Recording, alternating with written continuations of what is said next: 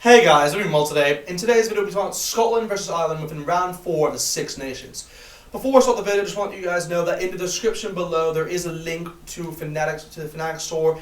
At the moment, there is a 65% clearance, discount pretty much with the code TURF, so TURF. So use that code and you can get a 65% clearance on pretty much most stuff there. So I highly suggest to use it actually.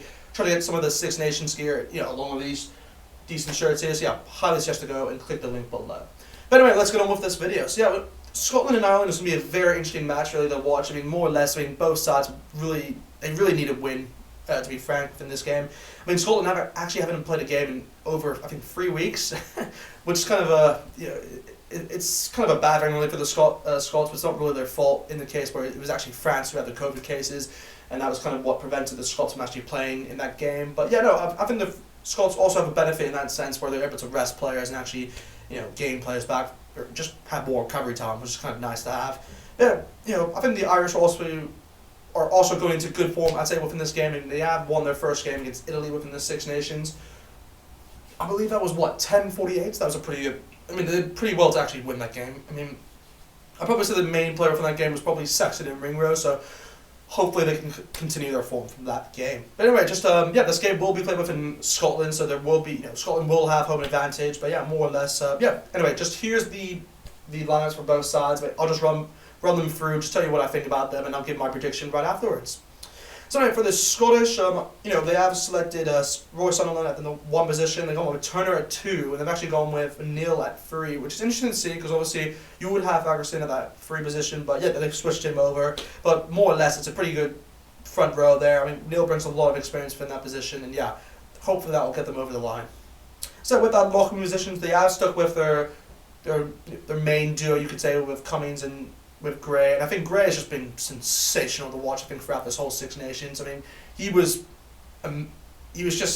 insane really throughout that first game against England. I think the whole Scottish team was insane, but his performance in general was just phenomenal, really, just to watch. Hopefully he can just continue that forward. I think against the Welsh he was decent, but I wouldn't say as good as his performance against England. But just overall he's been brilliant to watch, and just continue his form really.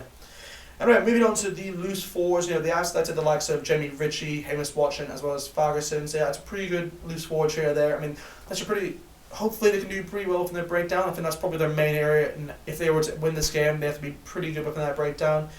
It's kind of the reason why I think I've kind of listed Jamie Ritchie within this game in gold here to be my main player, as my wants-to-watch player. I think if he has a good game and more or less gets down the line, improves his tackling as well as, just getting down within the breakdown and winning penalties for Scotland, then I think Scotland have a really good chance in actually winning this game. But anyway, let's move on to the backs. So for the backs, Scotland have obviously gone with Ali Price and as well as Finn Russell, so the same duo there, pretty good combination, and I think it worked very well within that last game against Wales. So hopefully they can just continue their form.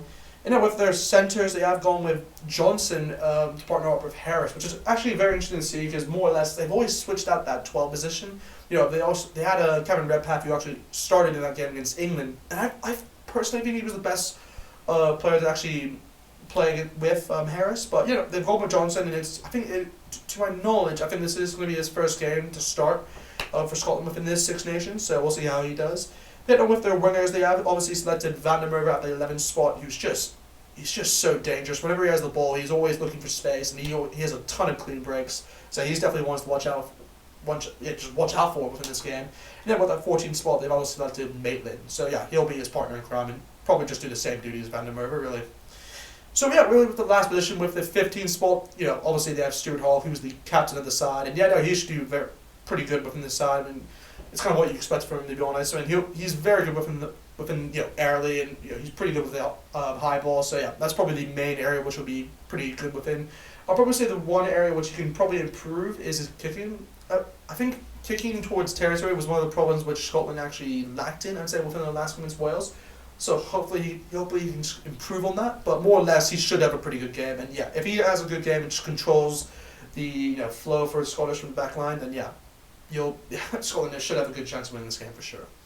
So anyway, moving on to the Irish. So the Irish have selected at number 1, they have gone with Cian Healy as well as Tad Furlong for the number 3 position. So that's going to be interesting to see. And then, yeah, they've gone with Heron, obviously, for that hooker spot at number 2. So it's a pretty good front row, to be frank. I mean, with that, I've even selected Tad Furlong to be my ones to watch player in this game for Ireland. I just think if he has a good game and is dominant within that scrum, which he normally is, then I think Ireland have a really good chance of actually winning a lot of scrums. I mean, he is going to be facing the likes of Roy Sunderland on the Scottish side, so that's probably really the key battle between Sunderland and Furlong. So whoever wins that battle, in my opinion, actually will win more of the scrums and actually get more penalties for their team, and that could constitute in maybe more penalties, kicks. So yeah, we'll see what happens there. But I think that's really a key battle within this game for sure.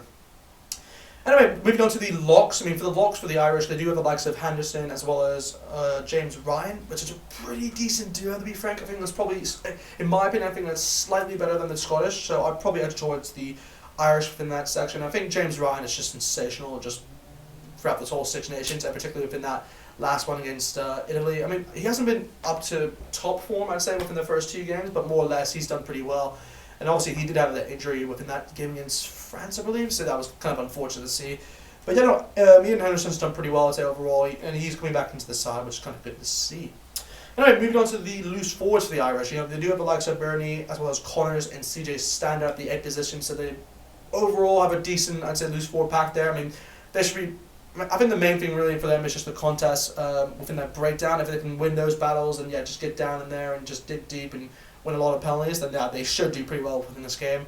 I think CJ Stander is probably going to be the main man for them if within those scrums, as well as you can say even within the breakdown. If he gets his hands on the ball, then I think the Scottish are done for.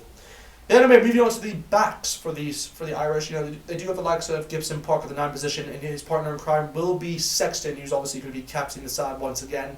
And yeah, Sexton was just he was on form really within his kicking, I'd say, within last week's game against Italy, and hopefully he can just continue that, because that's what you really just want to see from him. Yeah, just to be frank, to be honest. I mean, he's just a great player to watch, so hopefully he can just continue his form. Yeah, with the centre position, they actually haven't changed that at all, which is kind of, you could say, unexpected in a sense, where, in my opinion, I think it's probably the best duo with the likes of Henshaw and Ringrose. I think it's just probably the best duo combo, you could say, within the centres, within this whole Six Nations. I mean, you could argue that, maybe Jonathan Davis and North is probably a better duo with, the way Wales is playing, but I still think I'd rather have Ringrose and Henshaw, pure on the basis of they just have more chemistry together. And it's just it just works well. And Ringrose was just brilliant within last week's game against Italy, so hopefully he can just continue his form. So for the winners' spots, obviously Ireland have gone with the likes of James Lowe and then Keith Earls. And Keith Earls, he's obviously replacing Jordan Larmour within this game, and he just brings a lot of experience, which is kind of what you want within this game for sure. Yeah, with the last position, Ireland have selected Hugo Keane, who is he's done decent, I'd say, throughout this whole comp so far. I'd say within the first 2 games he was kind of average, to be frank, but more or less within that game against Italy, last week, he was very good. Got a try to his name as well. Well worked try actually from the back. So hopefully he can just continue his form really.